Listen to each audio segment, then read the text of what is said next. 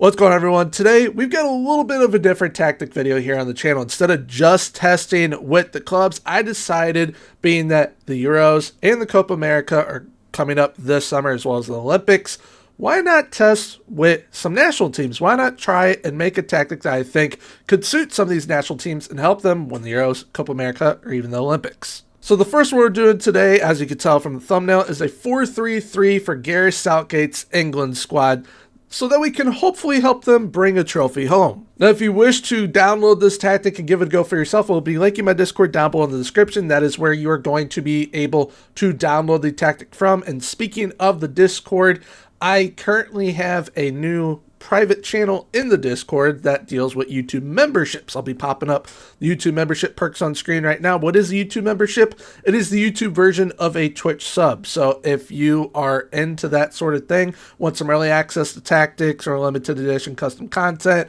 definitely feel free to join. I'll be linking a link for it down below in the description as well. And this tactic has actually already been in there for 12 hours. And there's another one in there that does not come out until Monday as well. So if that is something that you wish to look into, definitely feel free. Take a look down below. Link to join is in the description. But now, with all that being said, and without further ado, let's get into the video. So, like I already said, we tested with England. Club-wise, though, it was based on players that were in my squad, because I do two tests with England, one kind of letting the game pick the team, and then the other who I would like to see in the English squad. And I based it around 3 players club-wise. It was Bayern Munich for Harry Kane, Real Madrid for Jude Bellingham, and Liverpool for Trent Alexander-Arnold, as all 3 are playing key parts to this tactic. So like I said, there were 2 tests done with the English national team. One was done to where FM picked the team they picked from the national player pool, and kind of I let it go with the tactic, and they ended up winning the Euros, but they ended up drawing a game, dropping points within the group stage. But the group that I chose, they didn't drop any points at all, and they ended up winning the Euros. They didn't have an easy group whatsoever at all either. It was themselves, the Netherlands, Spain, and Greece, which England won all 3 games. 1-0 over Spain, 5-1 over Greece, and 2-0 over the Netherlands, which they then matched up against Switzerland, and they beat them 3-0, which they then matched up against Austria, and also beat them 3-0. They found themselves playing Italy in the semifinals, where they beat them 1-0. And in the final, they took on the hosts, Germany, where they beat them 2-1. So just looking at this run as a whole, didn't drop a single game, and they only conceded 2 goals the entire time. 1 goal was to Greece in the group stage, and then the other one was in the final to Germany, which that meant that they had the best defensive performance at the tournament, and they also scored the most goals as well. But when it comes to the 3 clubs, how did they end up doing with this tactic? So Liverpool ended up winning the Premier League on 88 points. And then they also won the Europa League, and they also won the Carabao Cup. And the main player that I wanted to key in on was Trent Alexander-Arnold with this test, and at least try and get him double-digit assists, which he achieved by getting 11. But that's not to take away from the 6 double-digit goal scorers that this side had. I mean that Liverpool did a treble. What did Bayern Munich end up doing with Mr. Harry Kane? They ended up winning the league on 81 points. And they also won the German Super Cup, securing themselves a double. When it came to Real Madrid, they were kind of disappointing when it came to the trophy haul, as they only ended up winning the league. They won it on 99 points. But where this tactic really impressed was once again the amount of double-digit goal scorers, as there were 5 of them, but the top goal scorer was Jude Bellingham with 30 goals. And he is going to be playing a central midfield role, and he's absolutely fantastic in it. And in 53 games, it allowed him to have 49 goal contributions, which that made his role the most vital role in this tactic. But before we get into the tactic side in FM, I want to head over to tactical board real quick. So this is how the tactic shapes up with the 4-3-3. We got an advanced forward up top, an inside forward on the left wing, a winger on the right wing, central midfielder as left center midfielder, an advanced playmaker as the right central midfielder, ball-winning midfielder in that defensive mid role. Then we've got a wing back and an inverted wing back, 2 ball-playing defenders, and a sweep keeper. And what I absolutely love about this tactic is the versatility within it. The inside forward obviously is going to be cutting inside, with this wing back coming up on the flank. The winger is going to occupy this wide space over here because the inverted wing back is going to be cutting into midfield. So that is a partnership of Trent and Jude Bellingham, or sometimes it'll be Trent and Mr. Declan Rice, the ball-winning midfielder. The advanced playmaker ends up coming up inside as well. So it's kind of built like this, although he'll probably be a little bit wider. Ball-winning midfielder up here. Ball-playing defender, ball-playing defender. That is how it will build up.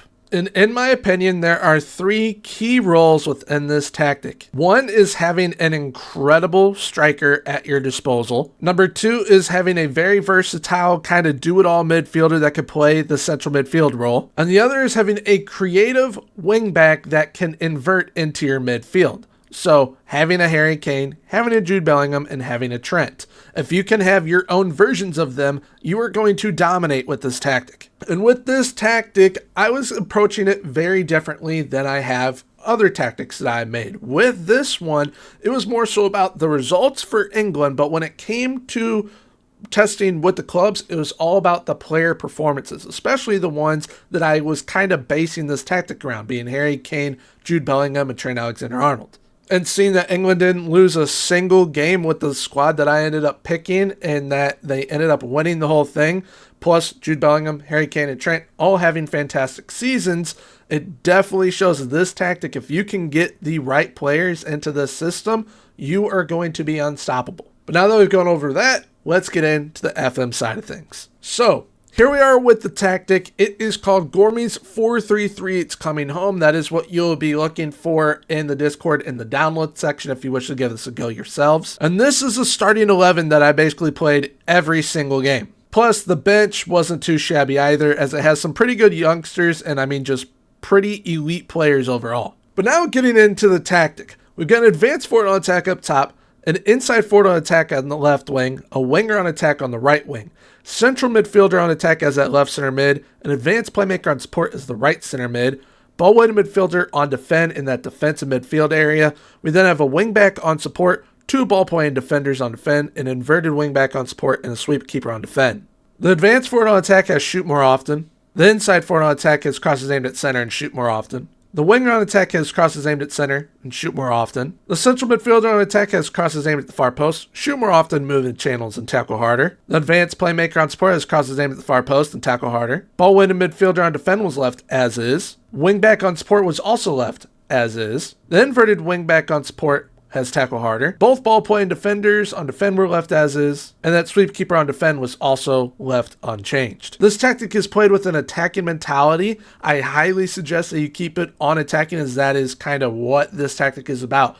Kind of full throttle, pedal to the metal, attack, bang in goals, win trophies. Now when it comes to end possession, we have fairly wide attacking width. We play out from the defense, overlap on the left and underlap on the right. We work the ball into the box and use low crosses in the final third, standard passing directness, and slightly higher tempo. When in transition, we counter and distribute to the fullbacks and center backs. When out of possession, we have a high press line of engagement and a higher defensive line with more often trigger press. Now, when it comes to the ability that your club needs to have to be able to utilize this tactic, I think that it can be used with absolutely anyone. You just need to have the right players to fit into the roles, especially when it comes to that inverted wingback and the central midfielder on attack. If you can have a striker that has a little bit of pace, a little bit of finishing to them, you can definitely get a bunch of production out of them up top. However, when it comes to tweaks with this tactic, these are the ones that I would make if you choose to make any tweaks to it. The first tweak I would make would be to Luke Shaw's role, the wing back on support. I would go into the instructions and I would add cross more often and aim crosses at center if you wish to do so. When in possession and if you want your team to play a little bit more compact, I would have them go from fairly wide to fairly narrow and go to shorter passing directness. And if you are wanting to press with this tactic, I would tick on counter press and go to out of possession and tick up the more often to much more often when it comes to trigger press. But there we have it for today's tactic. I am going to be doing some more international type tactics going forward. But there we have it for today's video. If you guys wish to give this tactic a go, I'll be linking my Discord down below in the description. Like I said earlier, that's where you'll be able to download it from in the download section of the Discord. And going forward with tactic videos, I'm still going to be doing the ones with clubs. That is not going to change, but I am going to be adding in some more international ones as well with these tournaments coming up. But if you have enjoyed today's video, please feel free to leave a like, comment, and subscribe. Subscribing is 100% free, so why not hit the sub button. Right now on screen, I'll be popping up a video of my most recent tactic that I've done here on the channel, and on the other side, a playlist of all the tactics that I've done so far in FM24 this year. But until next time, everyone, have a good one. Bye-bye.